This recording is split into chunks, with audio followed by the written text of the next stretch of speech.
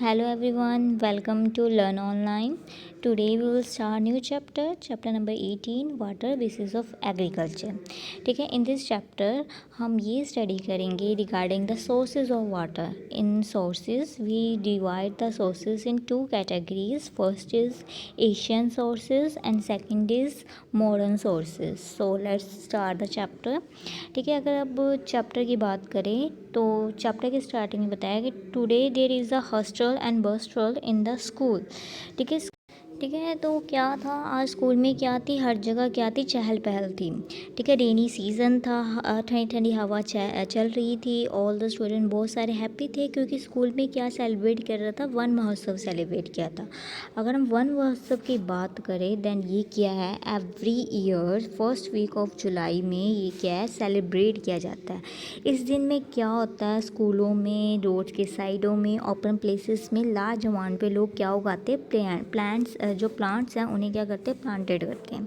ठीक है, टीचर्स क्या थी, उनके लिए बहुत सारे decorative and fruits tree to plant. Teacher क्या थी, बहुत सारे पौधे जो कि डेकोरेटिव पर्पस में थे और जो पौधे थे जो कि जिससे हमें फ्रूट्स मिलता है वो लेकर आई थी। सम स्टूडेंट्स भी क्या थे, पौधे लेकर आए थे। प्लांटेशन ऑफ ट्री कब स्टार्ट हुआ था, जब असेंबली के बाद। ठीक है, तो लोगों ने क्या किया था, बच्चों ने क्या किया हुआ था, स्कूल में ये फैसिलिटी थी कि उन्होंने क्या किया था, जो छोटे छोटे गड्ढे खोदे हुए थे पार्क में। ठीक है, जहाँ पे प्लांट्स क्या होने थे, प्लांटेड होने थे। ठीक है, ये रॉ में थे। After the plantation they were watering, पानी डालने के बाद उन प्लांटेशन के बाद क्या था, उनमें पानी डाला गया। देन प्रीति ने मैडम से पूछा कि madam why do plants need water, कि प्लांट्स को पानी क्यों चाहिए। देन मैडम मुझसे बताती कि dear life is impossible without water. आपको पता ही है पानी के विदाउट क्या हमारी लाइफ क्या इम्पॉसिबल है। जैसे कि हम ह्यूमन बींग और एनिमल्स को पानी चाहिए, वैसे ही प्लांट्स को अपने सर्वाइवल के लिए क्या चाहिए, पानी चाहिए। ठीक है, वो दे नीड फूड, हम वो food and water to remain alive. उन्हें हमें खाना एंड पानी चाहिए अलाइव रहने के लिए। वाटर क्या भी, वाटर भी जो प्लांट्स हैं उनकी मेन डाइट है। विदाउट वाटर क्या है, जो क्रॉप्स क्या होती है, डिस्ट्रॉय हो जाती है, ख़त्म हो जाती है, ग्रो नहीं करती। ठीक है, यस मैडम कहती हैं, हाँ मैडम, तभी जो ट्यूबवेल्स हैं, मनवीर बोलता है कि जो फील्ड्स में क्या होते हैं, ट्यूबवेल्स बने होते हैं। ठीक है, the electric department had start the new tube motor in our field. He further added, वो आगे बात करते हुए बताता है कि जो इलेक्ट्रिसिटी डिपार्टमेंट है उन्होंने क्या किया, उनके जो ट्यूबवेल में क्या इंस्टॉल की है, उनके खेतों में एक न्यू मोटर इंस्टॉल की है। देन मैडम हंसती है और बोलती है कि children this motor is actually called tubewell. उस मोटर को ही हम क्या कहते हैं, ट्यूबवेल कहते हैं। ये क्या करती है कि अर्थ की डीप से थ्रू, मतलब कि अर्थ के जो अंदर से जो पानी, अर्थ के अंदर जो अंडरग्राउंड वाटर होता है उसे क्या थ्रू द पाइप्स क्या आती निकालती है। ठीक है, उन ऑल टाइम अगर हम पुराने ज़माने की बात करें, जब हमारे पास ना ट्यूबवेल था ना इलेक्ट्रिसिटी थी, उस टाइम में जो वेल्स होते थे, जो कुएँ बने होते थे, वो क्या थे, इरिगेशन, सिंचाई के साधन थे। ठीक है, लोग क्या करते थे, कुएँ को खोदते थे फील्ड्स में। ठीक है, अब क्या आप देखते हो, इवन नाउ यू में सी, अब अगर आपको कहीं पे भी कुआँ दिखता भी है तो वो क्या है, वो कुआँ क्या है, सूख चुका है। सूख क्यों चुका है, क्योंकि हम उन्हें अब इतना यूज़ नहीं कर रहे हैं। ठीक है, नेक्स्ट है, अब हम पढ़ेंगे सोर्स ऑफ इरिगेशन, जो सिंचाई के साधन कौन कौन से। हमने इसमें टू कैटेगरी डिवाइड किया। एक एशियन सोर्स जो कि हम पुराने ज़माने में यूज़ करते थे, फॉर एग्जांपल है canals, drain, river, rain well and reverse, ये पुराने टाइम पे यूज़ करते थे। ठीक है, अब हम एशियन सोर्स के बारे में पढ़ेंगे। फर्स्ट है रेन। अगर हम रेन की बात करें, इंडिया में जो रेन है सबसे ज़्यादा ओल्डेस्ट फॉर्म है, सोर्स ऑफ है फॉर्म है। ठीक है, इसकी बात करें, अगर हम ये बात करें, अगर हम इंडिया की बात करें, जो मानसून है वो कब स्टार्ट होता है, जुलाई से लेकर सितंबर तक होता है। ठीक है, rain fall in other month also, कि दूसरे मंथों में भी जो रेन आती है, फॉर एग्जांपल है विंटर रेन भी होती है, विंटर मानसून भी होता है, उस टाइम पे भी रेन होती है। ठीक है, in all times only those were grown which, मतलब कि पुराने जमाने की बात करें, सिर्फ वही फसलें उगती थी जो क्या थी, जो रेनफॉल पे डिपेंड होती थी।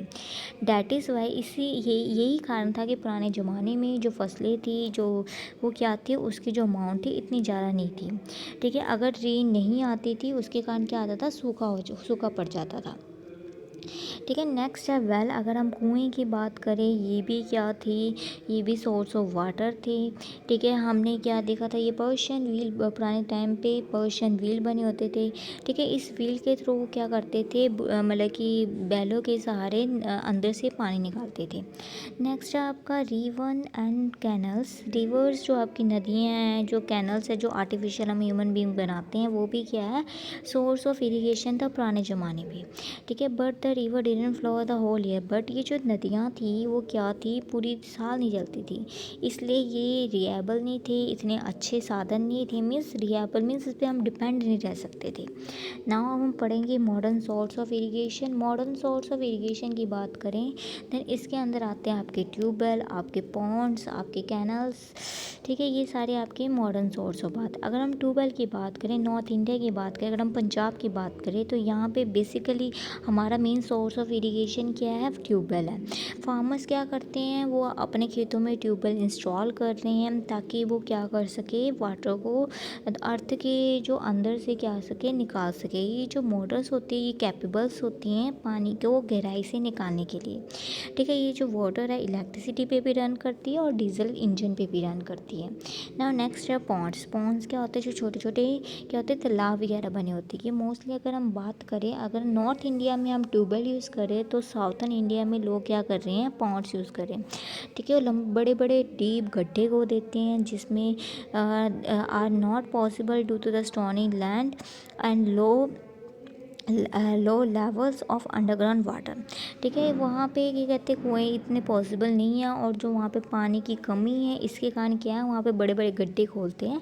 इस गड्ढों में वो क्या करते हैं, रेन वाटर स्टोर करते हैं, और इस रेन वाटर को वो क्या करते हैं, साल भर यूज़ करते हैं। ठीक है, उसके बाद हम नेक्स्ट बड़े कैनल्स की बात करें, ये क्या बात करें, ये अब क्या है, डैम्स के इंक्रीज़ होने के साथ साथ जो वाटर फ्लो है कैनल्स में, वो भी क्या है, इंक्रीज़ होता जा रहा है। ठीक है, अब क्या करें, ये बहुत सारे, अगर हम इसके अमाउंट की बात करें, ये क्या है, बहुत ज़्यादा इंक्रीज़ हो चुकी है। और अगर हम अमंग द इसके अलावा हम दूसरे सोर्स ऑफ की बात करें, तो अब हम क्या कर रहे हैं, हम बहुत सारे जो सोर्स हो चुके हैं इन्वेंटेड हो रहे हैं। क्योंकि अब क्या है, जो क्योंकि आपको पता ही है, जितना ज़्यादा हम वाटर पे डिपेंडेंट हो रहे हैं, उतनी ज़्यादा जो वाटर का जो लेवल है डे बाई डे क्या हो रहा है, डिक्रीज़ होता जा रहा है। ठीक है, हमारे पास अगर हम पीने की पानी की बात करें, उसका अमाउंट, उसका परसेंटेज क्या है, बहुत लेस है। ठीक है, अगर हम कहें, हमने पिछले चैप्टर में पढ़ा था, प्रीवियस चैप्टर में पढ़ा था कि जो अर्थ है वो 71% क्या है, वाटर से कवर है।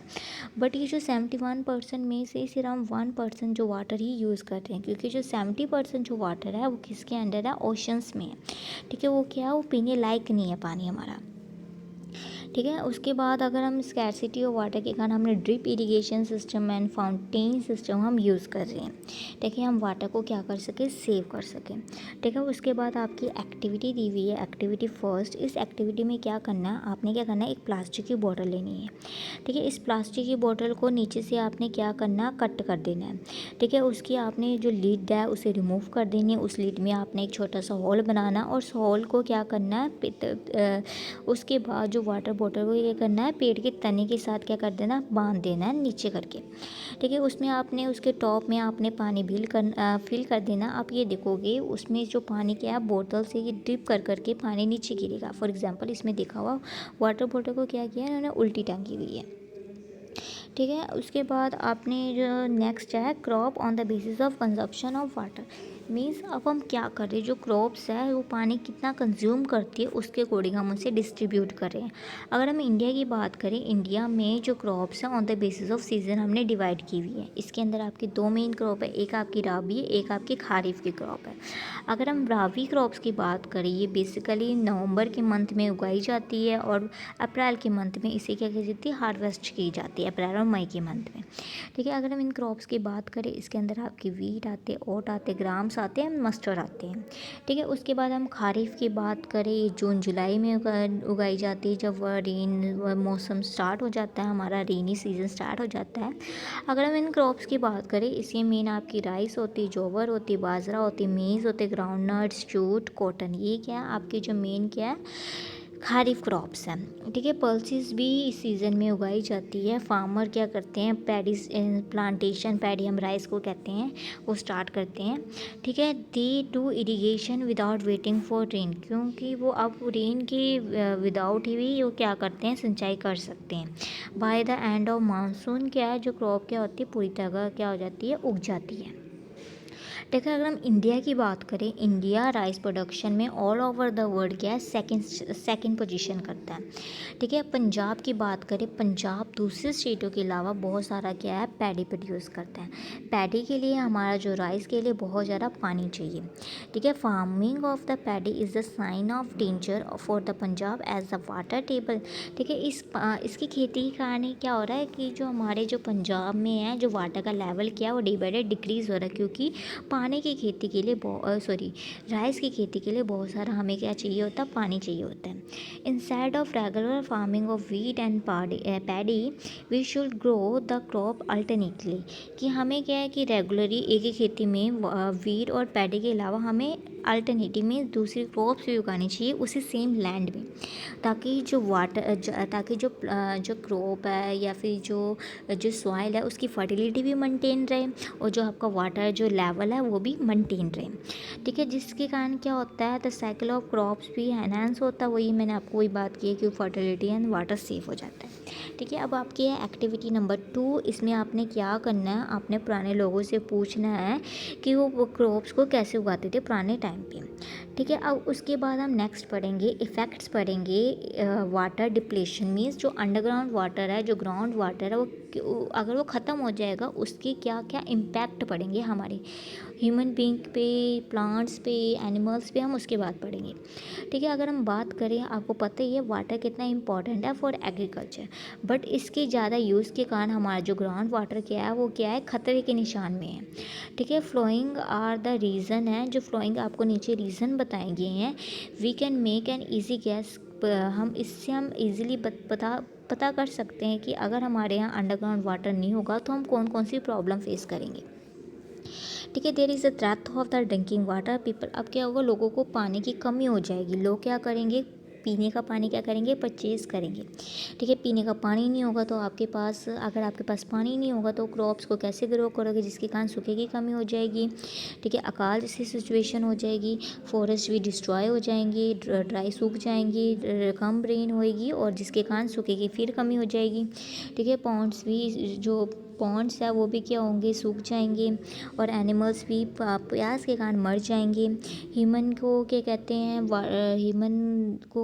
पानी के लिए स्ट्रगल करना पड़ेगा, ठीक है। वाटर क्या है, जैसे हमारे पास गोल्ड है, हमारी एक प्रीशियस थिंग है, वाटर भी एक प्रीशियस थिंग बन जाएगी। लोग क्या करेंगे, पानी के लिए एक दूसरे के साथ क्या करेंगे, लड़ाई करेंगे, ठीक है। विदाउट वाटर है, हमारी जो इंडस्ट्री है, वो जो कंस्ट्रक्शन वर्क है, वो भी नहीं चल पाएगा, क्योंकि इंडस्ट्रीज़ में भी पानी की ज़रूरत होती है, और अगर हमने घर बनाना है, कुछ भी बिल्ड करना, उसमें भी वाटर की क्या है, रिक्वायरमेंट होती है, ठीक है। देन उसके बाद नेक्स्ट है आपका हाउ टू प्रिवेंट। अब इसमें आपको बताया कि हम कैसे जो हमारा अब ग्राउंड वाटर है उस जो डिप्लीट हो रहा है, ख़त्म हो रहा है, उसे हम कैसे प्रिवेंट कर सकते हैं, ठीक है। आपको नीचे हुए दी हुई फ्लोइंग पॉइंट्स है, जिससे हम इस क्राइसिस में, इस प्रॉब्लम से अपने आप को बच सकते हैं। फर्स्ट क्या है, हमने ज़्यादा से ज़्यादा प्लांट लगाने, ठीक है। हम जितना ज़्यादा प्लांट उगाएंगे उतना क्या होगा, पौधे उगाएंगे उतना क्या होगा, हमारी जो मिट्टी है, हमारे जो ग्राउंड वाटर है, उसका लेवल बना रहेगा, ठीक है। इसके अलावा हमें क्या करना चाहिए, we reduce dependence on the wood, हमें जो लकड़ी पे डिपेंडेंट है ना, कि बिल्डिंग के लिए, फर्नीचर के लिए, उस पर क्या होना चाहिए, उस पर डिपेंड लेस होना चाहिए। सेकंड क्या है, हमें ऐसी क्रॉप लगानी चाहिए जो कि वाटर को कम कंज्यूम करे, ठीक है। हमें रेन वाटर हार्वेस्टिंग सिस्टम क्या अडॉप्ट करना चाहिए। इट मीन्स अगर हमारे घर में फॉर एग्जांपल जब रेनी सीज़न होता है, हमने रेन वाटर हार्वेस्टिंग सिस्टम अपने घरों में इंस्टॉल करना चाहिए, ताकि जो रेन का वाटर क्या उसे हम कलेक्ट कर सकें, और जो कलेक्टेड वाटर है उसे हम डिफरेंट पर्पज़ के लिए हम यूज़ कर सकें, ठीक है। हमें क्रॉप की साइकिल ऑफ क्रॉप्स के ऊपर भी एम्फेसिस देनी चाहिए, इंपॉर्टेंस देनी चाहिए, ठीक है। हमें गुड हैबिट, ऐसी हैबिट बतानी चाहिए ताकि हम जो वाटर है उसे हम अच्छे से यूज़ करें, ठीक है। लोगों को अवेयर करना चाहिए कि वो उन्हें वाटर को क्या करना चाहिए, अच्छे से यूज़ करना चाहिए, क्योंकि अगर हम वाटर को अच्छे से यूज़ नहीं करेंगे तो हम बहुत सारी प्रॉब्लम फेस करेंगे। ठीक है, इसके साथ आपका चैप्टर कंप्लीट। नाउ नेक्स्ट है things to remember. Things to remember की हम बात करें, जो वाटर क्या है हमारा, जो क्या है बेसिस ऑफ एग्रीकल्चर है। फार्मिंग विदाउट वाटर के पॉसिबल नहीं है। ट्यूबवेल पंजाब में मेन सोर्स ऑफ इरिगेशन है। रेनफॉल क्या है हमारा सबसे पुराना इरिगेशन का साधन था। पॉन्ड्स क्या है, साउथ इंडिया में जो पॉन्ड है वो इरिगेशन के लिए यूज़ किए जाते हैं। ठीक है, सो मच वाटर के अगर हम पैडी क्रॉप्स की बात करें उसमें क्या पानी बहुत ज़्यादा रिक्वायर्ड होता है।